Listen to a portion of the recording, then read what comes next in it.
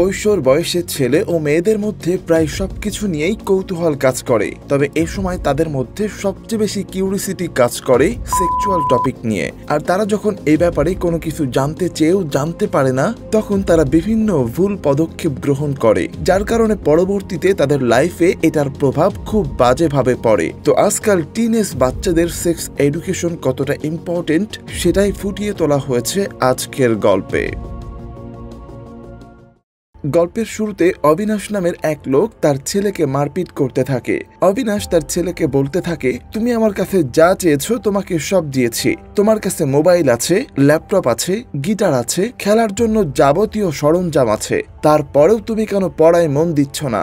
এরপর হঠাৎই অবিনাশ তার ছেলের রুমে কিছু ডিভিডি খুঁজে পায়। ডিভিডিগুলো দেখে অবিনাশের পায়ের তলা থেকে মাটি সরে যাওয়ার মতো অবস্থা হয়ে যায়, কারণ সেগুলো ছিল অ্যাডাল্ট ভিডিও ডিভিডি। সে চিন্তা করতে থাকে, মাত্র 12 বছরের ছেলের কাছে এই ধরনের জিনিসপত্র কিভাবে থাকতে পারে। ব্যাপারটা নিয়ে অবিনাশ প্রচন্ড চিন্তিত হয়ে পড়ে। এরপর সে তার ছেলে শ্লোকের রুম থেকে বেরিয়ে আসে। অবিনাশের ওয়াইফ তাকে জিজ্ঞেস করে, তুমি শ্লোককে কেন এত বকাবকি মারপিট করছো? তখন অবিনাশ ডিভিডিগুলা তার ওয়াইফকে দেখায় আর বলে, দেখো তোমার ছেলে লুকিয়ে লুকিয়ে কি সব করে বেড়াচ্ছে, এগুলো তোমার ছেলের রুমে আমি পেয়েছি। পড়াশোনা না করে সে এগুলো নিয়েই সময় নষ্ট করছে। এগুলো দেখে শ্লোকের মায়েরও কিছুক্ষণের জন্য শক খাওয়ার মতো অবস্থা হয়ে যায়।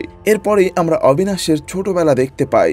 অবিনাশ যখন টিনেজার ছিল তখন তার স্কুলে 3টা বেস্ট ফ্রেন্ড ছিল। ক্লাসে অবিনাশ পড়াশোনায় নাম্বার 1 ছিল। তার বাবা মা তাকে কাজের জন্য কোনো রকম সময় দিতে পারে না, কিন্তু তবুও সে পড়াশোনাটা ঠিক মতো করে। এই মেয়েটার নাম ডলি।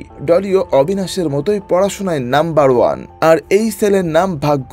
সে পড়াশোনাতে এদের মতো অতটা ভালো না, বরং প্রচন্ড ফাঁকিবাজ। সবসময় সে বন্ধুদের খাতা কপি করে পাশ করে। আর সর্বশেষ এই মেয়েটার নাম হলো কিউ। সেও সবসময় পড়াশোনায় নাম্বার 1। এদিকে সে প্রচন্ড ধর্মভীরু একটা মেয়ে। এরা 4 জন নিজেদের জীবনে খুবই খুশি ছিল। এরা একসাথেই স্কুলে যাওয়া আসা করত, একসাথেই খেলাধুলা করত। এরই মধ্যে অবিনাশের এলাকায় একটা বিষয় নিয়ে খুব কানাঘুষা হতে থাকে। বিষয়টা হলো, এই এলাকার একটা মেয়ে আর একটা ছেলে তাদের বাড়ি থেকে পালিয়ে যায়। আর প্রত্যেকটা এলাকায় কিছু মহিলা থাকে এই কাহিনীগুলো নিয়ে জল ঘোলা করার জন্য। এখানেও ব্যতিক্রম কিছু না। যে মেয়েটা পালিয়ে যায় তার নাম ছিল জ্যোতি। এদের মধ্যে এক মহিলা বলে, এই মেয়ের কি কোনো লজ্জা শরম নেই? তার এমন কাজ করার আগে অনেক কিছু ভাবা দরকার ছিল। এই মহিলা জ্যোতিকে নানাভাবে গালাগালিও করতে থাকে। আর এসব কথাবার্তা এরা 4 বন্ধু শুনে ফেলে। কিন্তু এই 4 জনের সবকিছুতেই কৌতূহল অনেক বেশি ছিল। আর এটা অস্বাভাবিক কিছু না, কারণ এই বয়সে টুকটাক সবকিছুতেই কৌতূহল থাকাটাই স্বাভাবিক। মহল্লার মহিলাটার মুখে আজব এক গালি শুনে তারা 4 বন্ধু এটার অর্থ খুঁজে বের করার মিশনে নামে। তারা ডিকশনারিতে খুঁজতে থাকে এই গালির অর্থ কি, কিন্তু কোথাও তারা এই গালির অর্থ খুঁজে পায় না। এরপর উপায় না পেয়ে 4 বন্ধু বিশু নামের একটা ছেলের কাছে যায়। ছেলেটা ভীষণ দুষ্টু প্রকৃতির। 4 বন্ধুকে গালির অর্থ না বুঝিয়ে এই 4 জনকে সে অ্যাডাল্ট বই পড়তে দেয় আর বলে, এই বই পড়লে তোমরা সবকিছু বুঝে যাবে। এরপর 4 বন্ধু বইটা নিয়ে বাড়ির সিক্রেট প্লেস খুঁজে যখনই তারা সময় পায় তখনই বইটা পড়তে শুরু করে। বইটা তাদের পড়তে বেশ মজাই লাগে। আগ্রহের সাথে তারা বইটা নিয়ে পড়ায় মগ্ন থাকে। এরপর একদিন অবিনাশ বাড়ির পেছনে লুকিয়ে লুকিয়ে বইটা পড়তে থাকে। এমন সময় এই মহল্লার কদম চাচা অবিনাশকে এভাবে দেখে ফেলে। সে অবিনাশকে বলে, এইখানে কি বই পড়ার জায়গা? অবিনাশ ভয়ে সেখান থেকে পালিয়ে যায়। এদিকে কদম চাচা এই কথা অবিনাশের বাবাকে জানিয়ে দেয় যে, তোমার ছেলে লুকিয়ে লুকিয়ে কিসের যেন একটা বই পড়ে, ছেলের দিকে একটু খেয়াল রেখো, বয়সটা খুব খারাপ তো। কিন্তু অবিনাশের বাবা এই ব্যাপারটাই তেমন সিরিয়াস ভাবে নেয় না। অবিনাশ প্রচন্ড ভয় পেয়ে যায়। সে ভাবতে থাকে তার বাবা বাসায় এসে তার বই খুঁজতে শুরু করবে, তাই সে জলদি সমস্ত বই ভাগ্যকে দিয়ে দেয়। যাই হোক, একদিন বিশু অবিনাশের মহল্লায় আসে অবিনাশ আর তার বন্ধুদের কাছ থেকে বইগুলো নেওয়ার জন্য।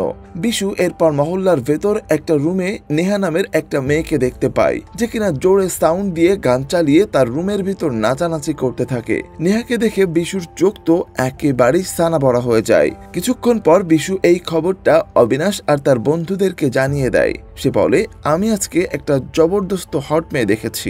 এই কথা শুনে এই 4 বন্ধু বিশুকে মারতে যায়, কারণ মেয়েটা আর কেউ না, তাদেরই প্রতিবেশী, আর নেহাকে তারা বড় বোনের মতো দেখে। বিশু তখন বলে, বড় বোনের মতো, কিন্তু বোন তো আর না, আর এই ধরনের সম্পর্ক আমাদের নিজেদেরই বানানো। এই দুনিয়ায় রয়েছে শুধুমাত্র পুরুষ আর নারী। ধীরে ধীরে এদের 5 জনের সেক্স সম্পর্কে কৌতূহল আরো বাড়তে থাকে। বিশু বলে, আমাদের উচিত এই সমস্ত জিনিস লাইভে দেখা, তবেই না আমাদের সব কনসেপ্ট ক্লিয়ার হবে। বিশু আরো বলে, আমি তো আছি, তোমরা এগুলো নিয়ে চিন্তা করো না। এরপর বিশুর বুদ্ধিতে এই 5 জন মহল্লার প্রত্যেকটা ঘরের সামনে আড়ি পাততে শুরু করে, কিন্তু তাদের কাছে সবকিছুই নর্মাল লাগে। সবাই রাতের বেলা ঘুমায়। এরপর ঘুরতে ঘুরতে তারা 5 জন একটা ঘরের সামনে এসে পড়ে। এই ঘরে এক দম্পতি নতুন নতুন বিয়ে করেছে, কিন্তু এই কাপলের কিছু কর্মকাণ্ড দেখে এরা 5 জন আর লাইভ দেখতে পারে না। এবার তারা ভাবতে থাকে, যদি তাদের দেখতেই হয় তবে কিভাবে দেখা যায়। এবার বিশু সবাইকে বলে, আমার কাছে আরো একটা অপশন আছে, সেটা আর কিছু না, ব্লু ফিল্ম মানে পর্ন ভিডিও। এটা দেখার জন্য আমাদের ভিসিআর আর ক্যাসেট প্রয়োজন, আর এই সব কিছুর জন্য আমাদের 115 রুপি দরকার।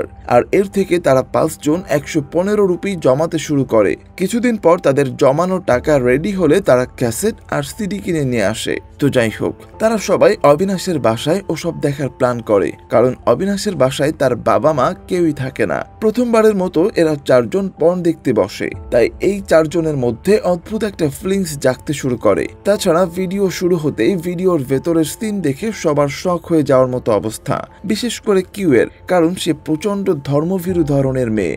এদিকে ঘরে ফিরে আসার পর কিউ বমি করে দেয়। তার মাথার মধ্যে ওই সব ঘুরপাক খেতে থাকে। তার মা তাকে কলা খেতে দেয়, কিন্তু কিউ সেটাও ছুঁড়ে ফেলে দেয়, কারণ কলাও তার কাছে খেতে ঘৃণা লাগে। এরপর কিউ ডলির কাছে এসে বলে, আমার ওইসব ভিডিও দেখার পর থেকেই আমি কিছু খেতে পারি না, আমার খুব বমি পায়। ডলি বলে, কই, আমার সাথে তো এমনটা হয়নি, আমি তো ঠিকঠাকই আছি, আসলে এই সব তোর মনের সমস্যা। অন্যদিকে অবিনাশ আর ভাগ্য রাস্তাঘাটে প্রত্যেকটা মেয়ের দিকে অদ্ভুতভাবে তাকিয়ে থাকে। এরপর অবিনাশ আর ভাগ্য আবারও পর্ণ দেখায় প্ল্যান করে, কিন্তু ডলি তাদেরকে মানা করে আর বলে, আমাদের এই সব জীবনে একবার দেখার দরকার ছিল, আর আমরা তা দেখে ফেলেছি, এবার আমাদের নিজেদের পড়াশোনায় মনোযোগ দেওয়া উচিত। এই কথাগুলো অবিনাশ আর ভাগ্য বিশুকে গিয়ে জানায়। বিশু বলে, আরে ভাই, বেশিরভাগ মেয়েরাই পর্ন দেখতে পছন্দ করে না, কিন্তু কিছু মেয়েরা তার বয়ফ্রেন্ডকে সাথে নিয়ে এগুলা দেখে। তোমরা তোমাদের বান্ধবীদের কথা বাদ দাও, বরং আমরা 3 জনে এগুলো দেখব। এরপর অবিনাশ একদিন কিউকে বলে, তুমি কি আমার সাথে আরো একবার ব্লু ফিল্ম দেখতে চাও? কিউ এতে রাজি হয়ে যায়। অবিনাশ এবার মনে করতে থাকে কিউ হয়তো তাকে পছন্দ করে, আর এজন্যই কিউ তার সাথে সব দেখতে রাজি হয়ে যায়। অবিনাশ কিউকে নিয়ে ভুলভাল স্বপ্ন দেখতে শুরু করে, এমনকি সে স্বপ্নে দেখে যে তারা বিয়ে করছে। পরদিন ডলি অবিনাশকে অনেক কথা শোনায়, আর অবিনাশ আর ভাগ্য নেহাকে নিয়ে উল্টাপাল্টা কথা বলতে থাকে। তারা বলে, নেহা দেখতে পুরাই হিরোইনের মতো।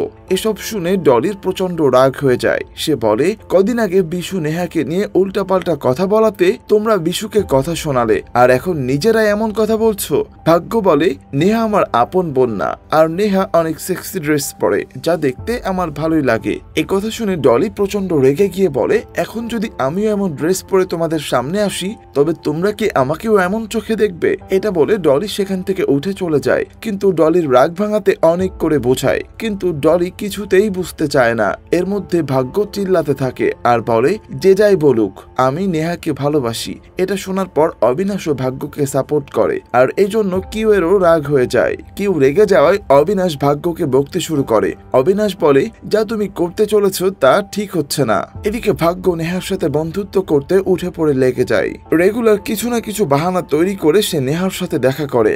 ভাগ্যের নজর সবসময় নেহার শরীরের উপরেই থাকে, কিন্তু নেহা তাকে ছোট ভাইয়ের চোখেই দেখে। ওই দিন রাতে অবিনাশের মহল্লায় সব এলাকাবাসী মিলে মুভি দেখতে বসে। মুভি দেখতে বসে অবিনাশ কিউকে দেখে আনমনে লজ্জা পেয়ে হাসতে থাকে, আর কিউ এর হাত ধরে বসে। ব্যাপারটা কিউ এর একটুও ভালো লাগে না। পরদিন কিউ অবিনাশকে বলে, গত রাতে তুমি যা করেছো তা আমার একদম ভালো লাগেনি, আর আমি তো তোমাকে রাখি বন্ধনে রাখি পরাতে চেয়েছিলাম, কিন্তু তুমি কি কি করলে? অবিনাশ কিউকে বোঝাতে থাকে যে সে তাকে পছন্দ করে, কিন্তু কিউ অবিনাশের কোনো কথাই শোনে না।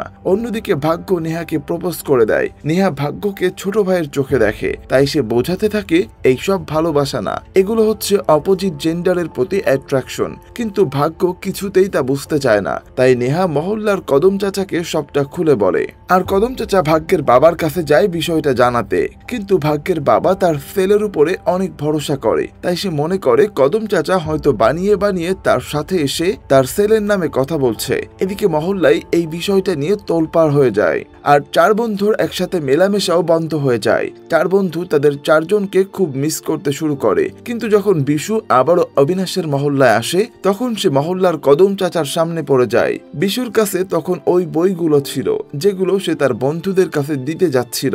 কদম চাচা তখন বিশুকে বলে, এই ধরনের বই আমার কাছে আরো আছে। অর্থাৎ সে বিশুকে ফাঁসানোর প্ল্যান করে। ওই দিন রাতেই নেহা আবার কিউ এর কাছে আসে আর বলে, আমিও তোমাদের সাথে ওই ভিডিওগুলো দেখতে চাই। আরেকবার তুমি অবিনাশের সাথে কথা বলো, কারণ সে অনেকদিন ধরেই তোমাদের সাথে কথা বলার জন্য অস্থির হয়ে আছে। তুমি যখন অবিনাশের সাথে দেখা করে সবকিছু ঠিক করে নেবে, তবেই না আমরা ওর বাসায় গিয়ে ওই ভিডিওগুলো দেখতে পাবো। কিউ নেহার কথা মতো অবিনাশের সাথে হেসে হেসে কথা বলে। আর এরই মধ্যে বিশু ভাগ্যকে জানায়, আমরা আবার আগের দিনের মতো অবিনাশের বাড়িতে গিয়ে ভিডিও দেখব। ওই দিন রাতে অবিনাশের বাড়িতে সবাই একে একে জড়ো হতে থাকে, কিন্তু তখনই সেখানে কদম চাচা এসে হাজির হয়। তখন সবাই মিলে সেখানে বই পড়ার নাটক করতে থাকে, কিন্তু ভিসিআর এর জন্য টাকা তো কদম চাচা নিজেই দিয়েছে, তা তো আর এরা জানে না। এরপর কদম চাচা বাচ্চাদের সাথে নর্মালি কথা বলতে শুরু করে। আসলে সেদিন যখন ভাগ্যের বাবা কদম চাচাকে ভুল বুঝে বাসা থেকে বের করে দিয়েছিল, তখন কদম চাচা বাসায় ফেরার সময় অবিনাশের লুকিয়ে রাখা সেই অ্যাডাল্ট বইগুলা দেখতে পায়। আর এরপরেই সে নেহার সাথে এই সব কিছুর প্ল্যান করে ফেলে। এই সব কিছুই ছিল কদম চাচার প্ল্যান। তো এরপরে কদম চাচা আর তাদের কথাবার্তার এক পর্যায়ে সে বলে, ভাগ্য নেহাকে প্রপোজ করেছে, এখন নেহা যদি সেটা একসেপ্ট করে নেয় তাহলে কি হবে? আসলে তোমরা সেক্সের ব্যাপারে একটু বেশি কৌতূহল, আর এটা হওয়াটাই স্বাভাবিক। আর এই বয়সে ছেলে মেয়েদের ফিলিংস একটু একটু করে বাড়তে শুরু করে, শরীরে বিভিন্ন ধরনের হরমোনাল চেঞ্জ আসে। আর এই সেক্স হচ্ছে দুইটা মানুষ যখন ভালোবেসে বিয়ে করে তখন তার পরিণতি। কিন্তু তোমাদের মতো বয়সে এটা পুরোটাই অস্বাভাবিক, এটা একটা ন্যাচারাল প্রসেস। তাই তোমরা এটা নিয়ে জানতে তোমাদের বাবা মায়ের সাথে কথা বলতে পারো। আর তোমাদেরই বা দোষ কি দিব?